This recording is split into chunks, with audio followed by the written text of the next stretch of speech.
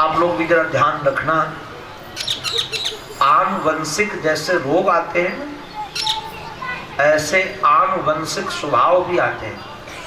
अच्छा, कई बार कई पीढ़ियां बदलने के बाद भी आ जाते हैं। हमने देखा है कि परबाबा का स्वभाव किसी पोते में आ जाता है, उसका चाल, उसका ढंग, उसका देख करके लोग कहते रहे इसके परबाबा ऐसे चलते हैं, ऐसे देखते थे, बिल्कुल इसके कान वैसे हैं। अब उसने परबाबा को देखा भी नहीं है। कारण क्या है कि हमारे आपके शरीर में जो जीन्स है वो सारे के सारे हमारे पूर्वजों के ही तो हैं। अभी एक हमारा शिष्य है, इस पर बहुत काम कर रहा है। पहले लोग कहते थे कि तुम्हारा नारा गड़ा है क्या इस घर में, तो जो नालद छेदन क्रिया होती थी वो नारा जो माँ की नाभि से जुड़ा रहता था, जिससे उसको भोजन मिलता था, इस पर बहुत रिसर्च चल रहे हैं। अभी बड़े बड़े महानगरों में इसके लिए स्टोर बनाए जा रहे हैं कि उन नारों को इकट्ठा करके हमारा जगह रख दिया जाता है, और जब वो बालक बीमार पड़ेगा तो उसका इलाज उस नारे के आधार पर होगा। उस नारे से पता चल सकेगा कि इसमें कौन कौन से रोग हैं।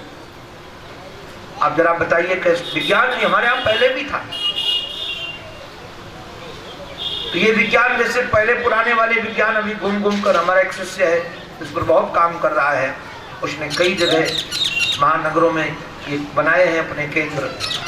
मैं भी कल चर्चा कर रहा था उससे कि कितनी सफलता मिली है। तो व्यापार की दृष्टि से भी बहुत अच्छा व्यापार चल रहा है उसका भी, उससे खोज भी है। तो आनुवंशिक रोग जैसे आते हैं वैसे आनुवंशिक स्वभाव भी आते हैं, संकल्पजन्य स्वभाव आते हैं। तो कहा कि मैं जैसे भगवत भक्त हूं तो बेटे तो तुम्हारे असुर होंगे, किंतु बेटे का बेटा भागवत होगा। और यही कारण है कि जब माता जी गर्भवती हुई दिति मैया, तो 100 वर्ष तक उन्होंने प्रसव ही नहीं किया। आजकल की स्त्रियों को महाराज क्या, उस समय की स्त्रियों का संकल्प देखिए। उनको लगता था कि बच्चे यदि पैदा हो जाएंगे तो समाज में अत्याचार, दुराचार, पापाचार करेंगे, तो गर्भ में ही बने रहें। किंतु बाद में गर्भ में रहते हुए भी प्रभाव उनका समाज में पड़ने लगा। प्रार्थना की, तब ब्रह्मा जी महाराज ने बताया ऋषियों को कि अरे इनके गर्भ में तो भगवान के भक्त हैं। अब विदुर जी महाराज और कंफ्यूज हो गए। अभी कह रहे थे कि असुर हैं, अब कह रहे भगवान के भक्त हैं। बोले महाराज क्या कह रहे हैं आप, बताओ तो सही। बोले हाँ, भगवान के भक्त पार्षद हैं। ये पार्षद और असुर कैसे? तब बताया, देखो भाई एक बात कहें, भगवान के संकल्प को जो साकार कर दे उसे संत कहते हैं। संत का अपना संकल्प कुछ नहीं होता है, वो संत एक भगवान का यंत्र होता है। जैसे भगवान के चरणों में समर्पित हुआ, जो जो करवाना चाहते हैं भगवान वो संत करता रहता, अपनी बुद्धि नहीं लगाता उसमें। वो हमारे महाराज श्री सुनाते थे कि एक नाव में कुछ लोग बैठे थे और अकस्मात नाव में नीचे छिद्र हो गया, पानी भरने लगा। तो सब लोग तो बेचारे चुल्लू भर भर के नाव का पानी बाहर फेंकने लगे, कई लोग छिद्र बंद करने का प्रयास करने लगे। किंतु उसमें एक संत बैठे थे, उनके पास पानी का पात्र रखने का कमंडलू था। वो तो महाराज पानी निकालते नहीं थे, भर भर के नाव में डालते थे। वो सब निकाले और वो भर के डाले। लोग पकड़ पकड़ कर हार गए, बाबा माना ही नहीं। किंतु जब नाव किनारे पहुंच गई तब महात्मा जी पानी निकालने लगे। तो कई लोगों ने हाथ जोड़ करके कहा, बाबा जी बुद्धि ठीक है कि नहीं? जब नाव डूब रही थी तब पानी भर रहे थे, बच गई तो पानी निकाल रहे हो। महात्मा ने हंस करके कहा, मैं उनका चेला हूं, मुझे लगा कि उनको डुबाने का मन है तो मैं भी उनका सहयोग कर रहा था, और अब वो बचा लिए तो उनका सहयोग कर रहा हूं। मैं तो उनके हाँ में हाँ करता हूं। तो भगवान जो करना चाहते हैं वो संतों से करवाते हैं। जैसे अपने वंश को नष्ट करवाना था संतों से करवा दिया। ऐसे भगवान को समाज में पाठ प्रस्तुत करना था। पाठ क्या प्रस्तुत करना था? एक मंचन करना था। मंचन ये करना था कि समाज में दो चीजें, धर्म और अधर्म।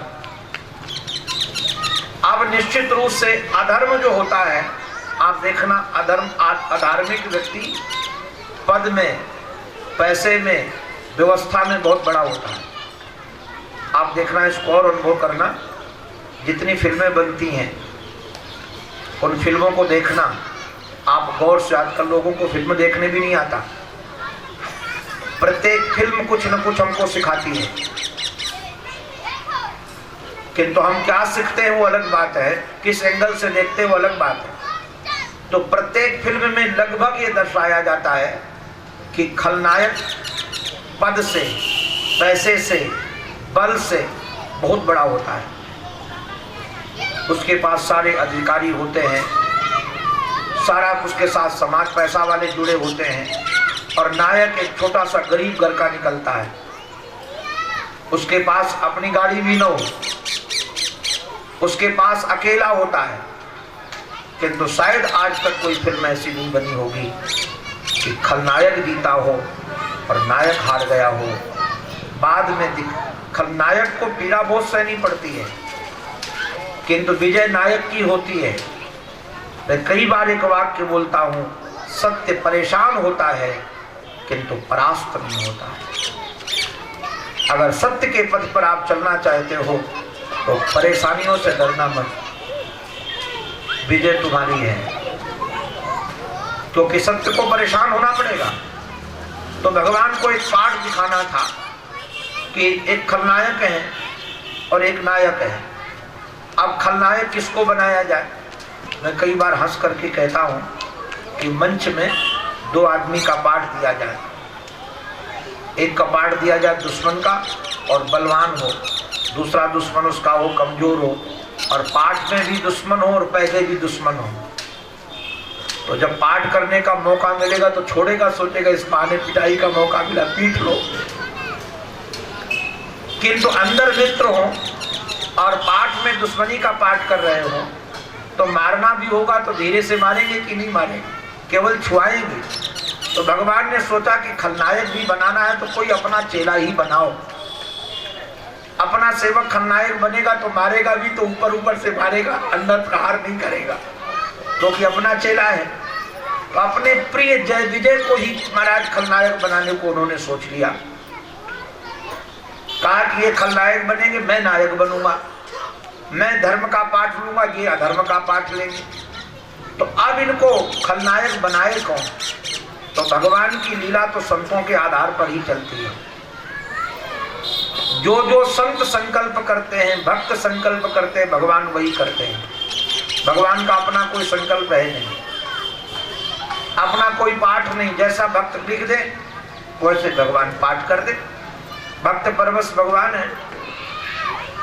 तो महाराज संतों को पाठ दिया गया कि तुम इन सनकादियों, अपने जय विजय को, सनकादियों को पाठ दिया गया कि जय विजय को तुम दुष्ट बनाओ।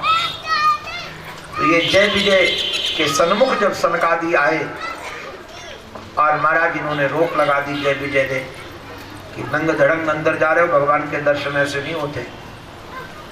तो मौका ढूंढ रहे थे वो। तो महाराज मेरा भी स्वभाव ऐसा है, मैं जैसे किसी पर बहुत नाराज होता हूँ तो महीने 2 महीने 3 महीने अपने परिकर पे मैं शांत रहता हूँ। 4 महीने पहले कोई गलती की वो ध्यान में रखता हूँ कि इसको कभी समझाना है, और फिर जब मौका मिलता है तो पूरा बरसता हूँ। वो 4 महीने पहले वाली भी हमारा छोड़ता नहीं हूँ, वो भी बताऊंगा कि 4 महीने पहले तुमने ऐसी गलती की थी किंतु हमने तुमको बताया नहीं था, आज बता रहा हूँ। और मेरे को तुम्हारी सब छठी की बात पता है, मैं बोलता नहीं हूँ, अलग बात है। वो डरते हैं, सोचते हाँ बाबा जी जब बरसेगा तो पूरा बरसेगा, और बरसते प्यार से ही है, संत भी प्यार से ही बरसे। उन्होंने कहा अरे कुलांगारो, अब गलती तो छोटी सी थी किंतु पहले से भी योजना बना के आए थे कि गलती मिले और हम बरसें। तो महाराज कहा अरे कुलांगारो, तुम हमको अंदर नहीं जाने देते, जाओ 3 जन्म तक असुर बनो। दोनों ने स्वीकार कर लिया। भगवान जी आ गए सम्मुख, बोले महाराज सेवक के द्वारा किया गया अपराध स्वामी का अपराध होता है, आप लोग भी ध्यान रखना। आपका सेवक यदि किसी को अपमानित करता है और आप यदि बोलते नहीं हो तो इसका अभिप्राय है कि आपका अनुमोदन है। कई बार जो बड़े आदमियों के चमचे होते हैं दूसरों का शोषण करते हैं और उनके सामने शिकायत लाई जाए तो कुछ बोलते नहीं, भले उनका समर्थन न हो, किंतु मौन स्वीकृति भी स्वीकृति मानी जाती है। भगवान ने कहा कि हमारे सेवक हैं, तुम्हारा अपमान किए हैं, इसलिए अपराधी मैं भी हूं और मैं इनसे बड़ा अपराधी हूं। तो सेवक तो 3 बार असुर बनकर आएंगे और मैं 4 बार अवतार लेकर के आऊंगा क्योंकि इनसे बड़ा अपराधी हूं। तो ये जय विजय पहले जन्म में हिरण्याक्ष हिरण्यकश्यप बने, तो भगवान हिरण्याक्ष को मारने के लिए बाराह बने और हिरण्यकश्यप को मारने के लिए नृसिंह बने।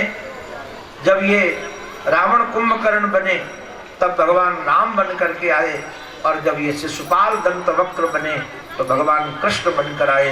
इनका तो 3 बार जन्म हुआ किंतु भगवान का 4 बार अवतार हुआ। इसलिए महाराज ये जय विजय ही आज इनके गर्भ में है और जब वो प्रकट हुए तो अपने प्रभाव से नारायण, एक निवेदन कर दूं, ये जो हिरण्याक्ष और हिरण्यकश्यप है ये हमारे आपके अंदर भी है। जैसे ये किसान लोग जानते हैं खेत में खरपतवार पड़ा होता है किंतु जब फसल बो तब भी वो भी तैयार हो जाता है, उसको बोया नहीं गया है, उसका बीज डाला नहीं गया है, खरपतवार तैयार हो जाता है। ऐसे हम आप सब के अंदर ये हिरण्याक्ष और हिरण्यकश्यप हैं, सावधान रहना कहीं बढ़ न जाए।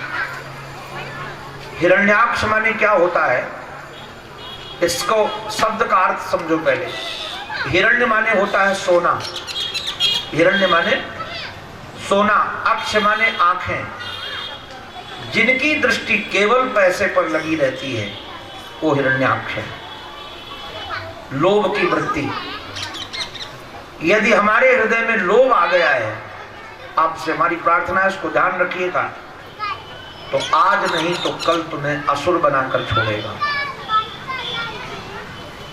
ये लोभ की वृत्ति होती ही ऐसी है। इसलिए असुर बनने से बचना है तो लोभ पर अनुशासन रखो।